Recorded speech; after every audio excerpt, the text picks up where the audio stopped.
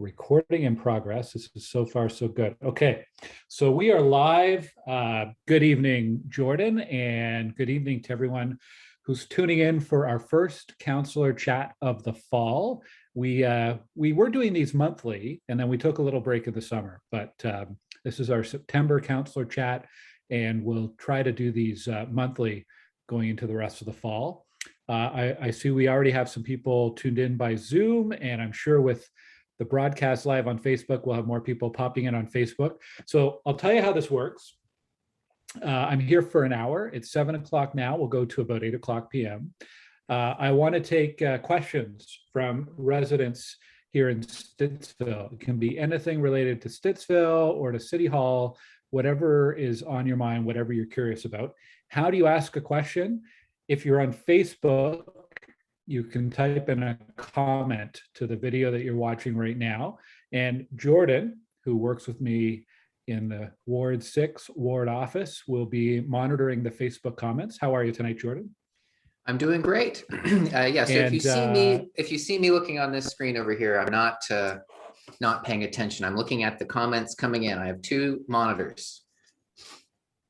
Okay. So that may be for you too, Glenn. I'm paying attention to what you're saying.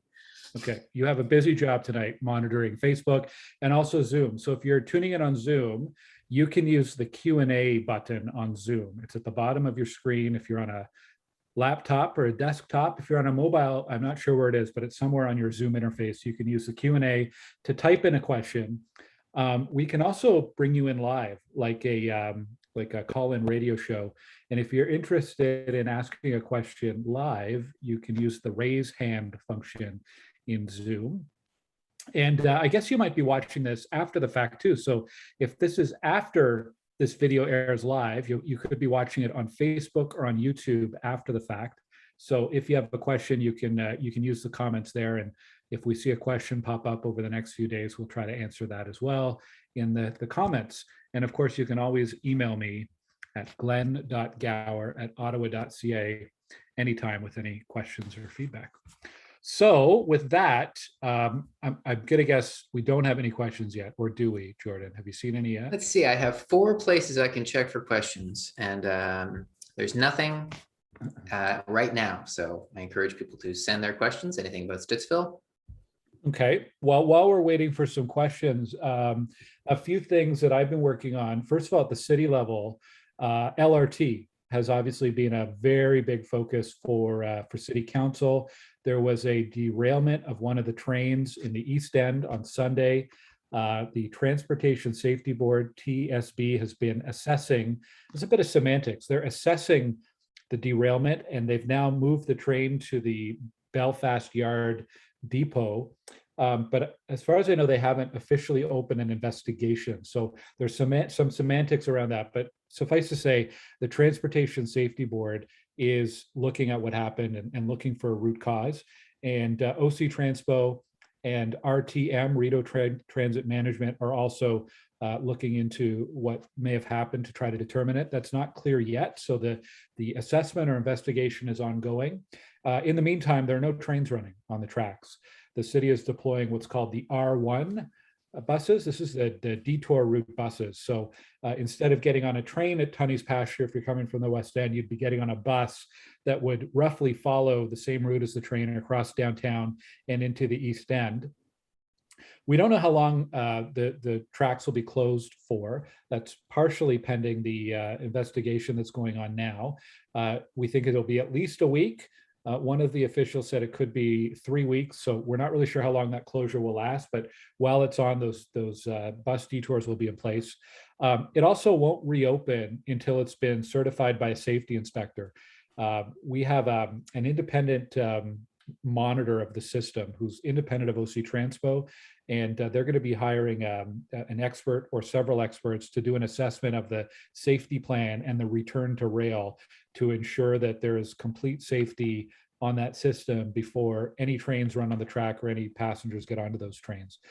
The other thing at a council today, you may have heard about it, is the Mayor Watson and Councillor Hubley, who's the chair of the Transit Commission, they've introduced a notice of motion to provide free transit service in the month of December.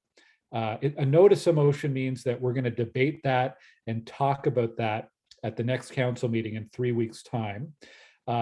It would be paid for out of money that we're withholding to Rideau Transit. So we're not paying Rideau Transit because of this service interruption. So we take the money that we're withholding from them, several $1 million, and use that to offset free transit in December.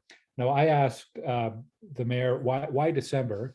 And he said, well, it's a time where we want to also try to stimulate the economy. It's a time when people go out and do Christmas shopping, holiday shopping. And so that could be another incentivization for people to head out downtown or head out to shop. Also, it's a time of year where we always encourage people to leave the car at home and not drink and drive. So to be encouraging people to use the bus ties into that objective. I suppose they could have chosen any month, but there's some good reasons, I think, for December. So we'll be considering that in 3 weeks' time.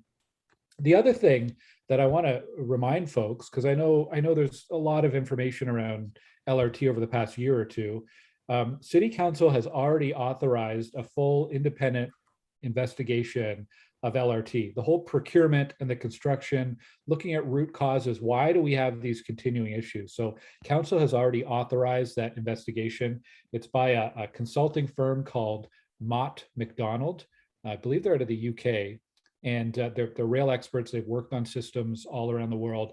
They're doing an assessment. We're going to be getting an update on that, I believe, on October 5th, just to find out where that's at. And it's part of a bigger action, I guess, that council has authorized called a notice of default. So back in March 2020, City Council authorized that the city would issue Rideau Transit a notice of default because of the deficiencies in the transit system. And it's part of a very long contractual and legal process to get these issues fixed that we're seeing. And I know from updates we've had at Transit Commission, there is steady progress and good work being done on fixing many of the issues identified. But obviously there's more work to be done, and something as serious as a derailment is certainly not something any of us take lightly. I'd also just like to say sorry to passengers who are affected by this. We have a lot of people in Stittsville who are using the bus and the train now, and who have been using the bus and the train over the last 2 years. I know this has been incredibly difficult, and it's not the level of service you expect or deserve, and it's not something that anybody's proud of right now. I think the free transit month in December is a good start. But I think there's a lot more that we need to do to apologize and make amends to our riders who have suffered through this over the last couple of years. I could probably talk about transit for the whole hour. I have a question. I have a question based on the transit, because you're talking about all these investigations and assessments that are going on. Yeah. And one thing I didn't know before the transit meeting on Tuesday was that the TSB is an additional layer that's atypical for municipal level transit lines, right? Yeah, that came up. So most municipal transit lines in Canada are not monitored by the TSB, the Transportation Safety Board. We are in Ottawa because we have a cross-border component to our transit. I think there's one other, is it Windsor? Because they go into Detroit, is that right? That's right, that's right. So, Detroit is north of Windsor. That's right, that's the geographical anomaly. I made notes in our Transit Commission meeting, all of the different oversight bodies who are actively looking into various aspects of LRT. We've got the Transportation Safety Board, Transport Canada. We have a regulatory compliance officer, independent of OC Transpo. There's the OC Transpo Chief Safety Officer. There's the Mott MacDonald group that I mentioned earlier. The Auditor General has done some reports on the procurement process. There's internal groups at both Rideau Transit Management and OC Transpo. And there's also an independent safety commissioner involved. So what's that? 1, 2, 3, 4, 5, probably about 8, maybe 9 different levels of oversight. So anyways, in terms of safety, it's really why we have that kind of oversight. Safety is paramount, and when there are issues, they need to be properly investigated and fixed, and ensure that we have full rider safety on this line. And it might be branded as no charge transit, no charge, because it's free. Yeah, it's free for the users. It won't be free for. Yeah, in some of the communications, it's called no charge transit. I think most people would call it free transit. The no charge is to recognize that even if you don't charge, you still have to recover that cost. So I think I saw the estimate of free transit as it costs $7 million. We're pulling that, as I mentioned, from the RTM non-payments. We're not paying RTM. We're going to take that money and pass it on to the customers. But the money does have to come from somewhere. And our transit budget is about $500 million, and half of that comes from fares. So if you were to do that over a whole year, you would have to find an alternate revenue source in order to cover that. Transit is not an inexpensive city service, but a very important city service nonetheless. All right, we have 2 resident questions right now. Good. So I'll start with the first one that came in. This is on Facebook. Suzanne wants to know when the new Fernbank Elementary School is scheduled to open. She asks because she believes Westwood is already getting overcrowded. Yes. Okay. Thank you, Suzanne. I actually saw on a local Facebook group, a resident posted that they had information that there should be shovels in the ground any day on that Fernbank Elementary School, which is good. I think officially the school board has been saying 2022, September 2022 for an opening of Fernbank Elementary. I find that a little hard to believe. I think it might be safer to bet on September 2023 or perhaps even the spring of 2023. It usually takes more than a year to build a school, but it certainly is desperately needed because West Wind School is significantly over capacity this fall. Okay, question from Jen. Is the Operation Noisemaker by request? That's the Auto Police Service Operation Noisemaker. Some complaints about Huntmar and Maple Grove, the intersection, and whether it will be monitored, I guess, by Operation Noisemaker. Is that something by request that you can handle? Yes. So Operation Noisemaker and the concurrent Operation Overwatch, I believe it's called, they are a couple of Ottawa police programs to try to crack down on very loud vehicles. That's Operation Noisemaker, and speeding and stunt driving. That's Operation Overwatch. Hope I'm getting that straight. They're both Ottawa police programs. They've been running since early in the pandemic, and they've been to deal with a very serious and frequent problem all over the city about vehicles, racing vehicles, and loud mufflers and all of the danger and annoyance that comes from that. I know police are out every weekend, and they're at different parts in the city, and they move around from weekend to weekend. They have been on Huntmar before. About a month ago, they caught someone doing, I believe, 127 kilometers an hour in front of the Food Basics on Huntmar, if you can believe that. I think the limit there is 60. Are they available on request? Well, yes, I frequently raise trouble spots in Stittsville with the police, but police have asked me to remind residents to go to ottawapolice.ca/report, and you can report information. You don't have to have a license plate. It's enough even to just describe when and where, what day of the week, what hour of the day, and what's the location, because they're using this data to try to pinpoint their enforcement activities. It is a problem all over the city. It's a problem in Toronto and many other cities as well. And they are out there all the time, but these reports from residents help them focus some of their efforts. And the other thing I'd say is, even if they aren't necessarily on, say, Abbott Street or Robert Grant on one evening, they might be over on Terry Fox or on Robertson Road. And if someone's speeding their car or running a very loud car through our neighborhood, chances are they're in another neighborhood of the city as well. So the police are going to be able to track and ticket these vehicles.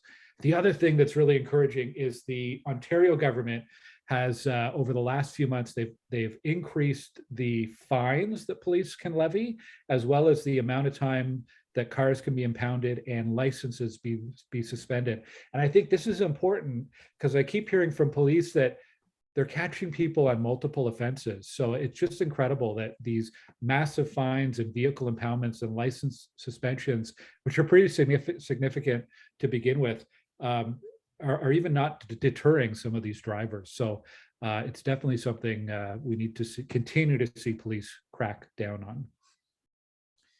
on. The intersection that Jen brought up in her question, Huntmar and Maple Grove, that's an intersection that has some capacity challenges right now. Are there any improvements coming to that soon? Capacity challenges, as in it can be brutal, very, very brutal to get through during rush hour, especially if you're trying to turn left. Yes, so in the new year, the city is rebuilding that intersection with turning signals, with different lanes, with more pedestrian and cycling safety in mind. I believe it's called a protected intersection. So this is the latest and greatest in design for pedestrians and cyclists to make sure they have the priority and they can cross safely. And it's really going to improve on the traffic flow as well at that intersection. A side note, there are a number of development proposals on Maple Grove Road that have not been allowed to proceed because the Huntmar Maple Grove intersection is so bad. It's only because that intersection is now being upgraded to handle more capacity that the city is going to consider these applications that have come through.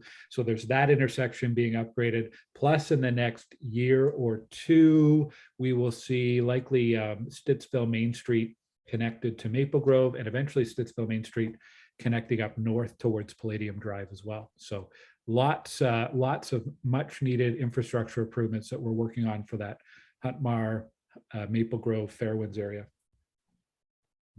Just got a question in the chat that we got a few emails about when we first put the Huntmar Maple Grove intersection online. Why did the city choose to make this a protected intersection, this new Dutch style intersection you see over the city, instead of a roundabout, which you also see sometimes in the city? Why'd they make that choice? I asked that as well. Can we consider a roundabout here instead of a traffic signal?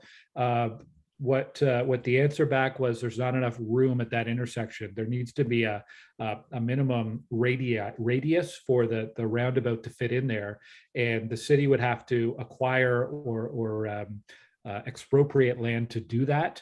And we decided it wasn't appropriate to be doing that there.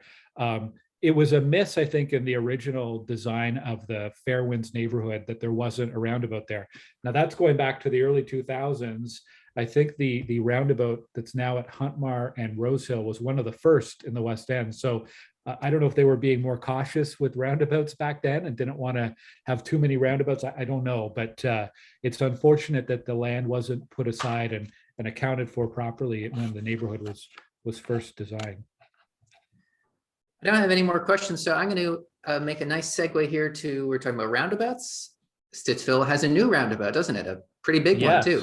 Yes, I wonder, I have a photo here, a drone photo that one of our city staffers took and sent over.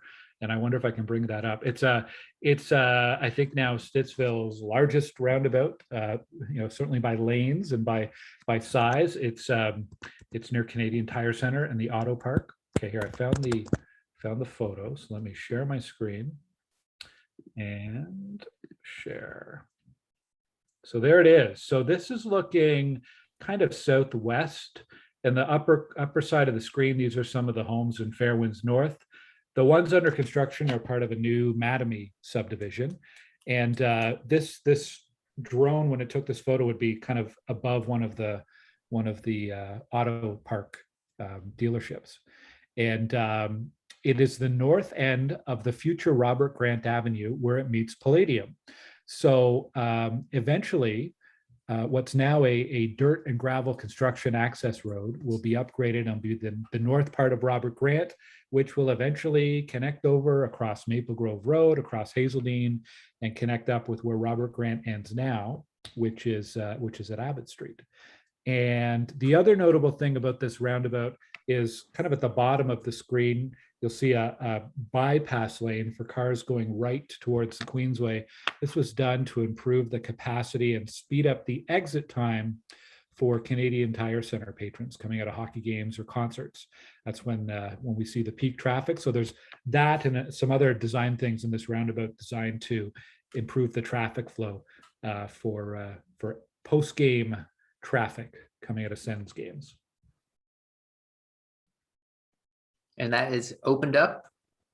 Yeah, it opened up Friday at 5 p.m. after a few weeks of construction. Yeah. And you've driven on it, Glenn? I have driven on it. I have not walked or biked, but I've driven on it a couple times actually, just to check it out. I'd say if you're going through on the first time, as with all roundabouts, slow down and stay alert and just be aware, because it is a bigger roundabout, more complex, I suppose. But if you slow down, you can always navigate a roundabout safely.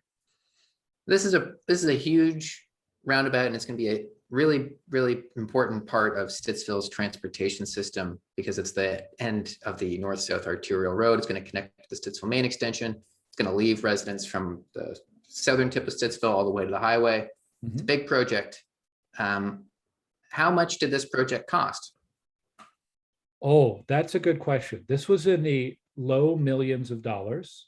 I could look up the budget documents to confirm that. It is paid for, though, by the developers. So the need for this is due to new development in our community.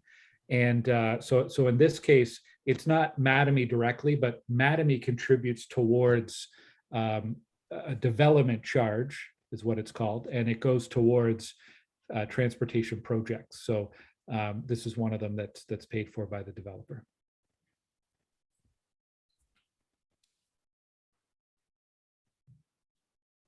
All right, let's talk about, we're doing this tonight, the Councillor Chat. We have another evening meeting next week, the Green Parks public or information session. What's going on at those Green Parks meetings, Glenn?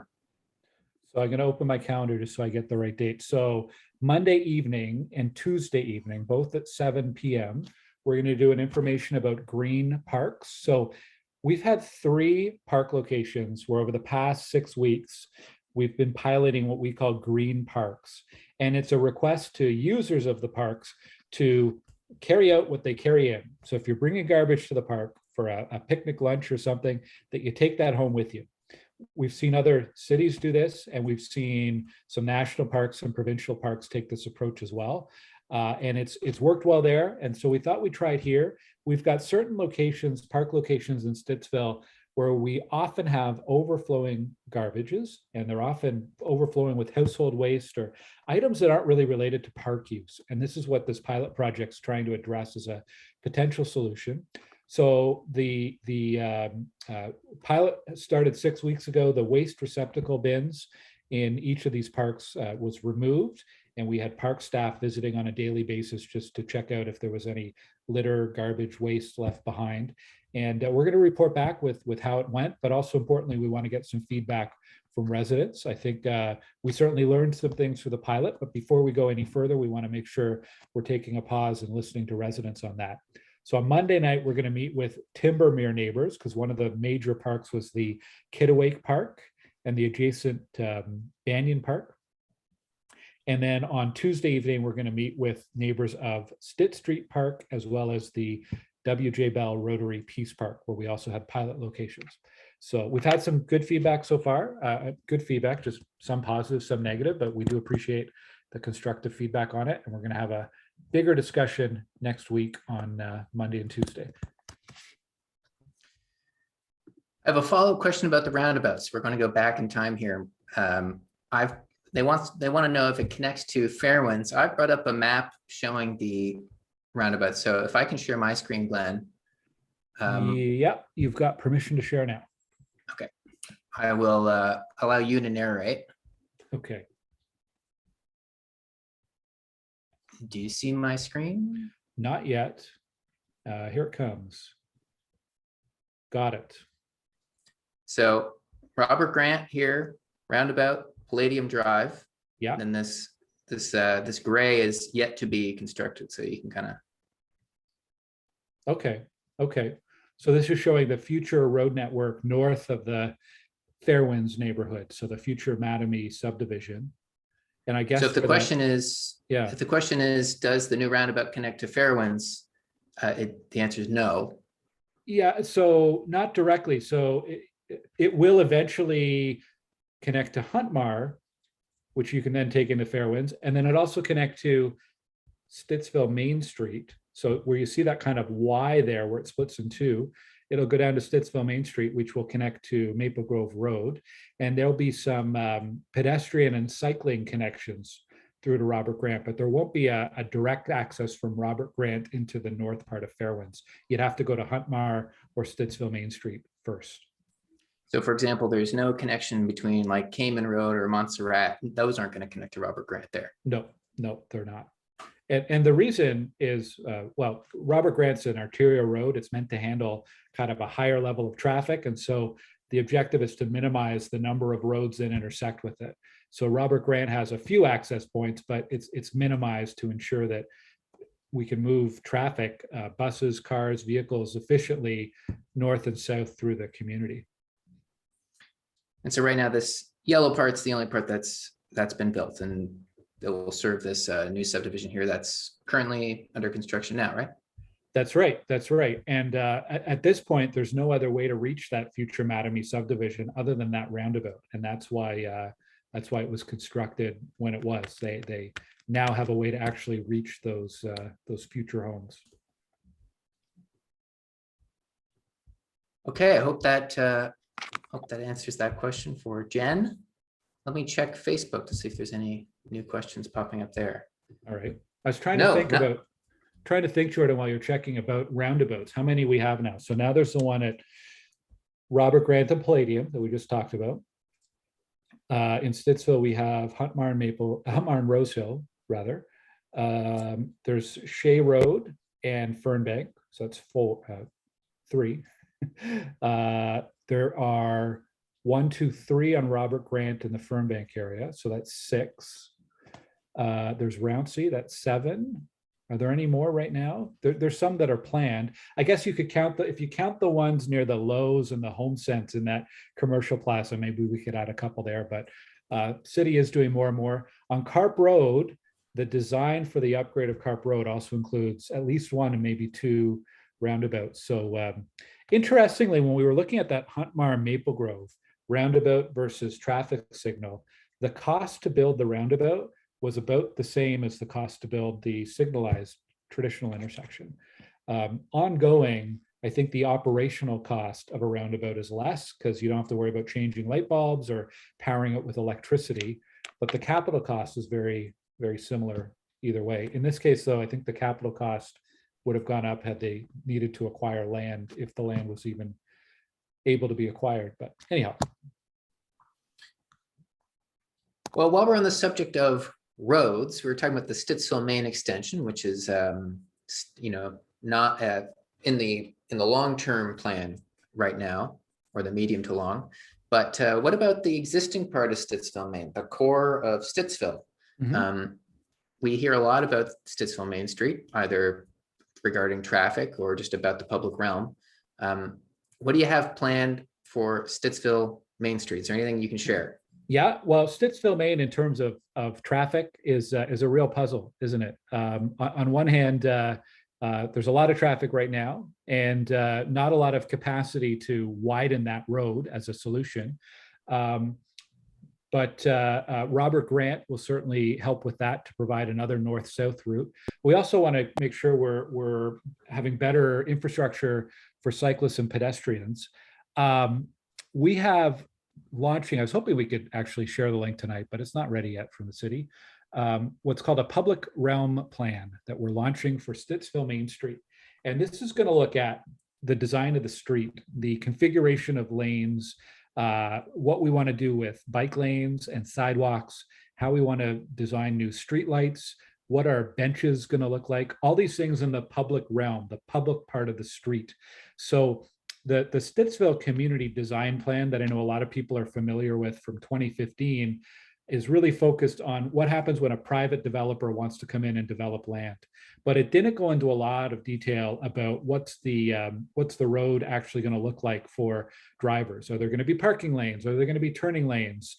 Do we still need the center lane, or would we be better to reconfigure the lane somehow? Can we add bike lanes? Can we widen sidewalks? These are all things that weren't really contemplate it with a lot of details. So we're doing that. And the idea is by the end of this year, we're going to have a solid plan for what Stittsville, Maine is going to look like from Hazeldean Road down to the library, so the busiest part of the street, the most commercial part of the street. And we're going to be looking for public input. We're going to have some public meetings, a survey, a chance for you to share your feedback, and then we'll be working with city staff and a urban designer around creating that plan for Stittsville Main Street. And the goal is, how do you improve the flow of traffic, the safety of traffic, safety of cyclists and pedestrians, and really make a street that's conducive to business, that's useful for residents, and is a street that we can all be proud of, something we want to bring our friends and family to when they visit the community. When you mentioned the upgrades to Carp Road, you piqued someone's interest. They want to know what you meant by that. What is the plan for Carp? So there was a whole public consultation and design done about 5 or 6 years ago. The road was supposed to be done probably within the next couple of years, but like all transportation projects in Ottawa, it's delayed. Right now it's looking like post 2031. We're trying to bring that sooner, obviously.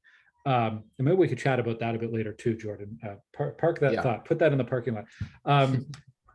Carp Road would be urbanized is the technical word for it, but what it means would be upgraded, 2 lanes in each direction, a proper sidewalk and bike lanes, and some traffic lights at key intersections that don't have them, or roundabouts, and basically upgraded to be less of the old rural road that it is now, and looking towards the future and what the community needs for the next few decades.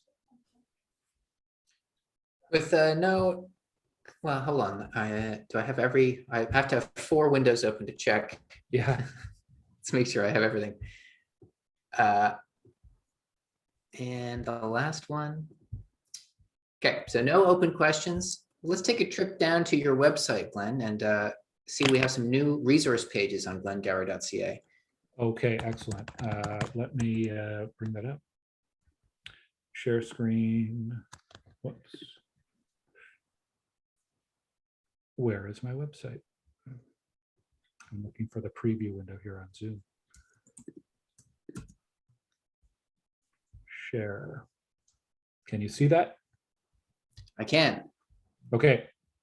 So, well, I'm going to type it in actually. glengower.ca/bell, BELL. Update, the latest timelines for Bell utility work in Stittsville. We added this about a week ago. This is a one-stop page. If you have Bell work happening in your community, you will see the latest status. This is updated at least every 2 weeks, and neighborhood by neighborhood, what the status of the work is and who the contractor contact is. So if you have questions or concerns, you can know who to contact. As a lot of people have heard me say, I'm like a broken record. We've had a lot of issues with Bell in our community over the past year or two, and I wanted to provide this information just to put it all in one place and hopefully improve the communication. Bell should really be doing this on their own website, but until they get around to doing that, I will provide it here. So that's glengower.ca/bell. The other one is staying on the Bell theme for a second. We have a question. Has the Amberwood Bell work been done yet? Are you aware of that? I don't. Some of the Amberwood and the condos, I think, has been started or been done, but we don't get an advance schedule from Bell on any of this work. So I know we get a lot of questions. When are they coming to this street or that street? I don't know. And you are really best to call Bell. I think it's 310 Bell. That's their customer service line, and ask them about it. But we find out not too much in advance of when they start putting the flags in to locate hydro and gas lines. So always a little bit of catching up with Bell. Would you say this is a top 5 issue we hear from residents from over the last month or so? Maybe not in the last month, but certainly in the beginning, in the spring and the summer, it was most frequent inquiry coming in, one of the most frequent inquiries.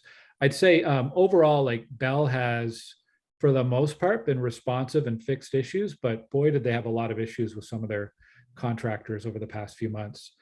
If you are continuing to have difficulty getting a response from the contractors or from Bell, by all means, send me an email. We'd be we'd be happy to try to advocate for you there.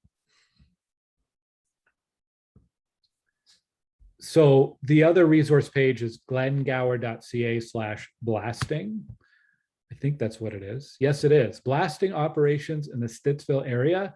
Very similar to the other page I just showed you. We're listing the projects near or in Stittsville and a contact information. So if you have concerns about your foundation, this is not something that the city has the power or the ability to monitor directly. But the companies that are doing the blasting, like the builders, the constructors, are required to have a third-party organization to monitor and investigate any issues with the blasting. So that's the contact name here. And again, you know, I was a little bit surprised at this, but there's actually no requirement for these blasting companies to even give a heads up to councillors on this, although most do as a courtesy. And there's no central spot on the city's website or the provincial website where blasting operations are listed. So I wanted to set this up just to give people as much transparency and information as possible. And I would say, excuse me, blasting is certainly one of the #1 inquiries we've had over the past 6 months. Maybe I could update on that. You'll see this listed right here, Fernbank trunk sewer. So this is what the blasting we're hearing now is, although I've noticed in the last week it's been quieter. The city's building a trunk sewer connecting kind of from the area west of Robert Grant along the future Cope Road corridor down towards Edenwild. And to do that, they have to blast rock to put that sewer underground. So that's what the latest work has been. Before that, there was some work on homes to prepare the site for new home construction, but lately it's been work for the trunk sewer. And I know that's affected a lot of people's peace and quiet over the course of the summer. And I know some people have had some concerns on the effect on their homes as well, that they've followed up with the blasting engineer. All right, we have a new question in the chat. This is from Joan. She wants to know what's going to be built on the old flea market land. I don't know. So let's be specific about what we're talking about, I guess. There's old flea market land on the south side of Hazeldean Road that was the main flea market site. I know that site has changed hands. It's been bought and sold in the last year, but there's no development application proposal, and I'm not aware of any immediate plans there. A long time ago, I think it was a site being considered for Canadian Tire, but then they ended up building in Canada. There's a site north of Hazeldean Road that used to be used, I think, for overflow parking for the flea market. That's the site a little bit west of Giant Tiger, between Giant Tiger and the water tower. And there is a development application that's currently under review for a housing development with some singles, some towns, some low-rise apartments, and a 9-story apartment building as well. And there is information about that on my website if you're looking for more info. I think it'd be a strange missed opportunity if we went a whole meeting and didn't talk about COVID-19. Oh, yeah. Since every conversation usually dips into that, even with friends and family. So what are some COVID-19 pandemic updates you can give from the city of Ottawa? And of course, there's today had an important update as well. Yeah, today's a significant day because it was the first day that the proof of vaccination rules came into effect in Ontario. And so that means there are select workplaces and public places where you do have to, if you're 12 or older, you do have to show proof of vaccination and your ID. So that's if you're dining in at a restaurant, if you're going to a gym, for example, city facilities like Cardell Rec, Goulburn, if you're going for swimming lessons and so on, you'd have to show proof for going to a kids hockey game.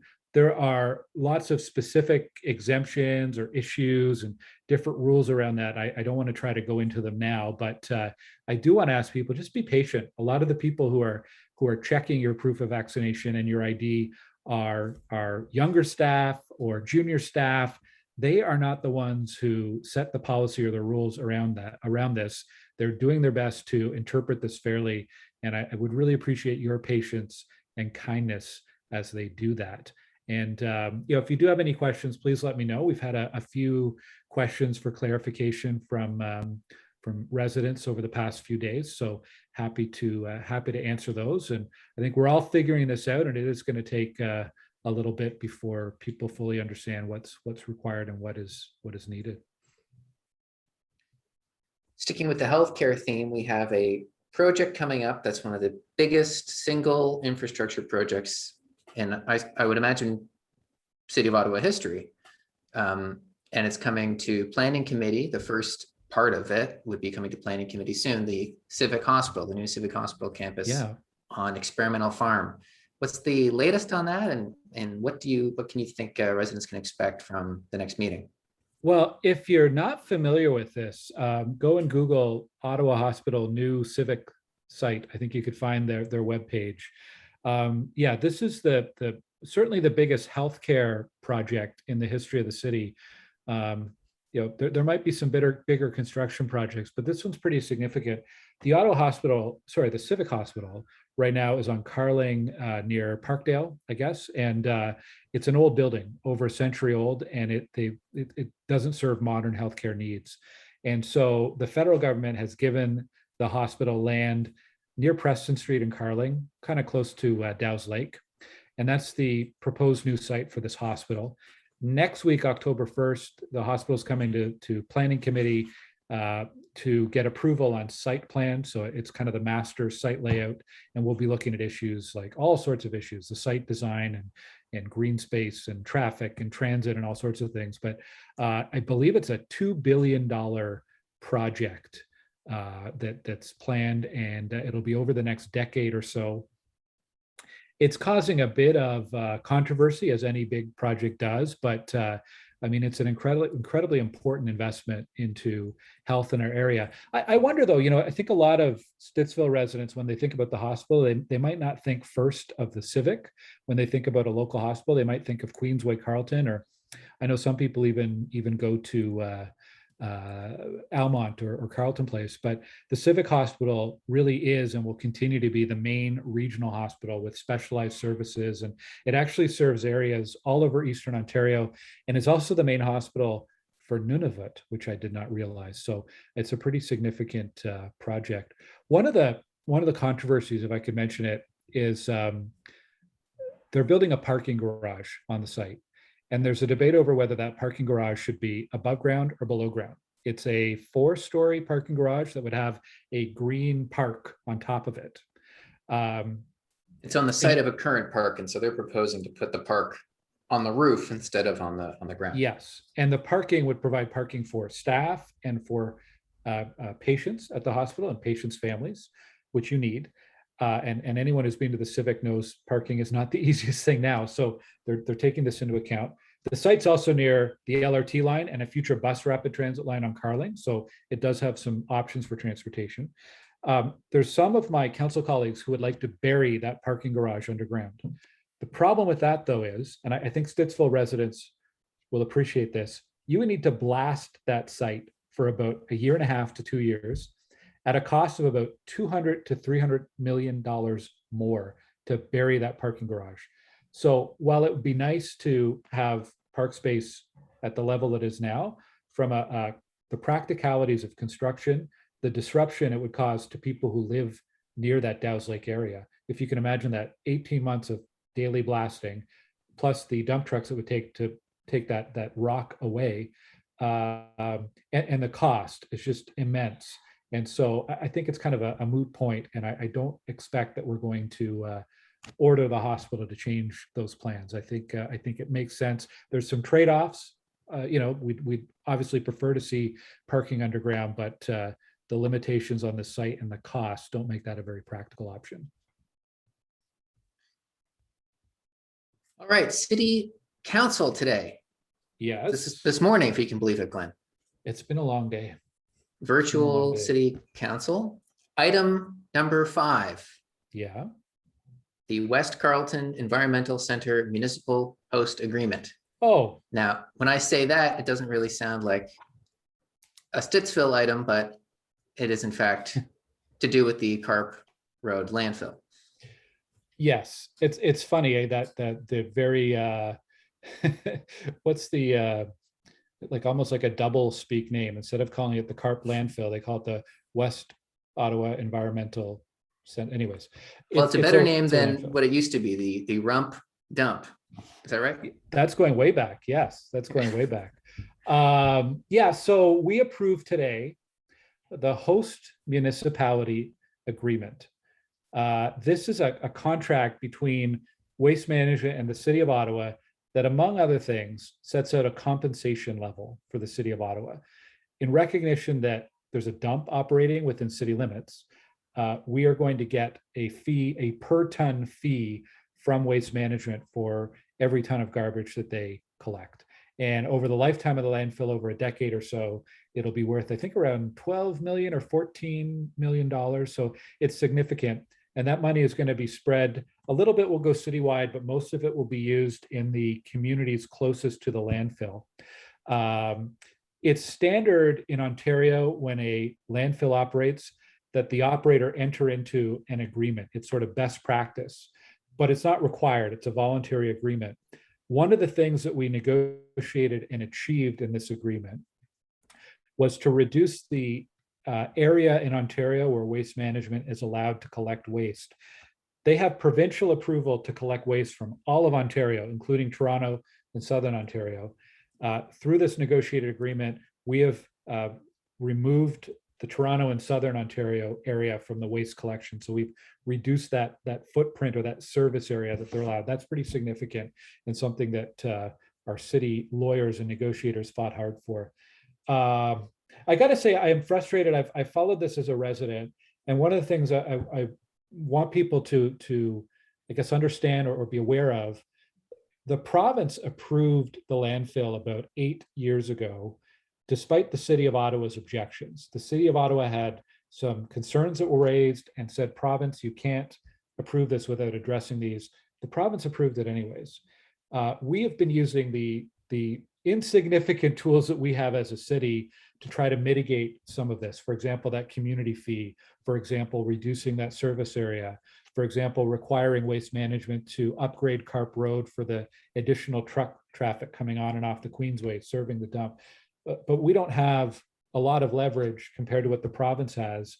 One thing I spoke about at committee a couple of weeks ago, there is an advisory group or an oversight group called the Public Liaison Committee. There are 5 councillors who will be a member of that committee when this landfill starts operating, including me as Stittsville councillor. There are 4 members of the public, and there's a representative from Waste Management. One of the tasks of this committee is to review all of the compliance and reporting data for this landfill. So Waste Management is required to file reports with the province on things like the waste received, where the waste comes from, groundwater testing, odor monitoring. Right now, that process, or when the landfill was operating, it's kind of an opaque process. And that information was provided to the province, but it was really hard for the public to get their hands on it. And so I think this is a bigger role that this Public Liaison Committee can play in not only reviewing and receiving these reports, but helping to be a bit of an ombudsman or ambassador kind of role to the public. And if we do see issues, insisting that the province hold Waste Management to account for what they've agreed to do through that environmental compliance with the Ministry of Environment.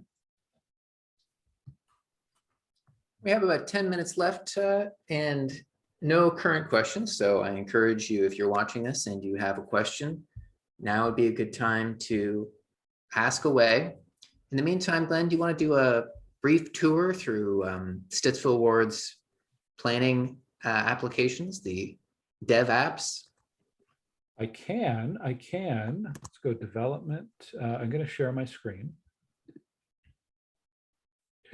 There's a link on my page up here, development. If you click on that, you'll come up with this page here that has a map of all of the active and inactive development proposals in Stittsville. And then if you scroll down, you will see all of the latest ones. So a few quick ones, a couple minor applications on 155 Iber. There's an application to build a new warehouse in behind the existing building there. 60 Defense Street is the site of a future Catholic elementary schools. So the school board has filed a site plan application there. We had a couple updates at planning committee for some recent developments. There's some work happening on the Tartan lands for preparation for construction, all sorts of things. Bobolink, we had a public meeting on that a couple weeks ago. So we post all the information on this page. When we do public meetings, we share that on our YouTube channel as well. So if you're interested in what's happening in and around your home here in the community, this is a good place to find all that information. And I also share that in my weekly email newsletter. So if you have not signed up yet, go to my website and click on newsletter.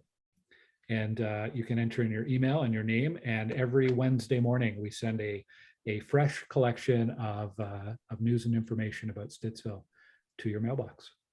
Hey, that's today. That was today. So we sent one out this morning. Lots of updates on COVID and school safety and Bell and all sorts of things. So if you're signing up now, you've missed out on today's, but you can still get next week's newsletter.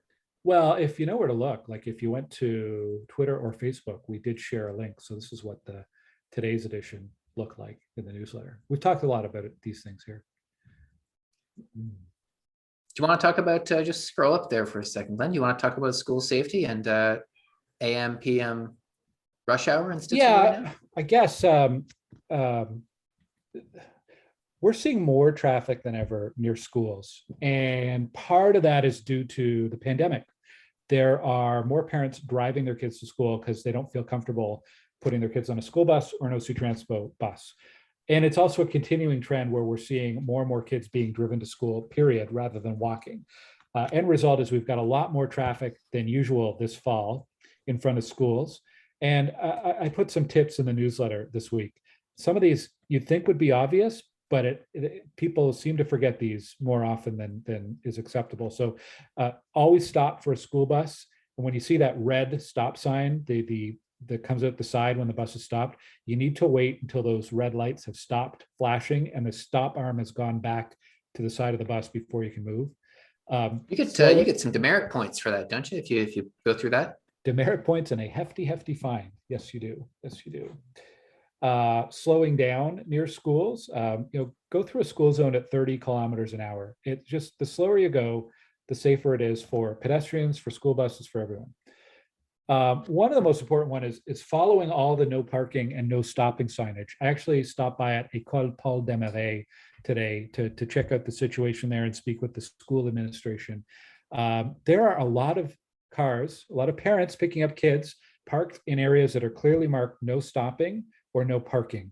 Those signs are in place to ensure safety for students first and foremost. I saw cars blocking bike lanes. I saw a pickup truck driving onto a sidewalk with a lot of students walking all over the place. It's incredibly dangerous. It's also to ensure circulation. If you are stopped where you're not supposed to, traffic cannot circulate. There's an issue with safety. If an emergency vehicle had to get through there, it'd be incredibly difficult for them to do that. So I'm just asking parents, please respect the signage that's there. Ottawa bylaw is out at all of our schools. They're doing blitzes, education and enforcement blitzes, just to remind people you cannot park in a no stopping or a no parking zone where it's indicated near our schools. So please respect that. A good thing to do, park a little bit further away from the school and walk with your child or ask your child to walk that last little bit. You can park 500 meters away. It's about a 5-minute walk, pretty reasonable. And you get some good exercise as a side effect.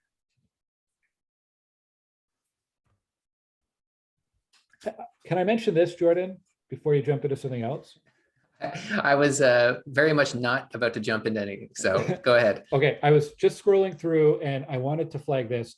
Every Saturday morning, I do a video update. It goes live on Facebook and then it gets posted to YouTube. But what I really wanted to highlight is over the past few weeks, I've also been publishing these as a podcast. So if you're on Spotify or iTunes or Stitcher, or maybe it's not Stitcher, I don't know. Now I'm just randomly naming podcast platforms. All the major podcast platforms have my weekly podcast on them. And it's about 10 or 15 minutes and you can subscribe and you can listen there. And I know we get a lot of people watching. So thank you to everybody who tunes in every week and staying informed about the community. It's super important. Well, it's 7:55, so I'm going to make this last call for questions. So if you're one of our viewers and you are really itching to ask something, now really, truly is your chance to do it. Otherwise, Councillor Glen, I'm not sure what else we have on our list to talk about, unless you want to mention we had bookmarked earlier. We were talking about all these road projects, so we could briefly touch on the transportation master plan. Yeah, I don't think we have time, so let's save that for our next one, October. We'll talk about the rising costs of construction. We could do a whole video on that if we wanted to. We should.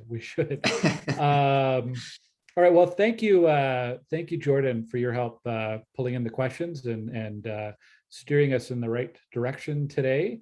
And thanks to everybody who has tuned in over the past hour. I really appreciate the chance to answer your questions, and we'll do this again probably the last half of October. So we'll see you then. Good night. Take care.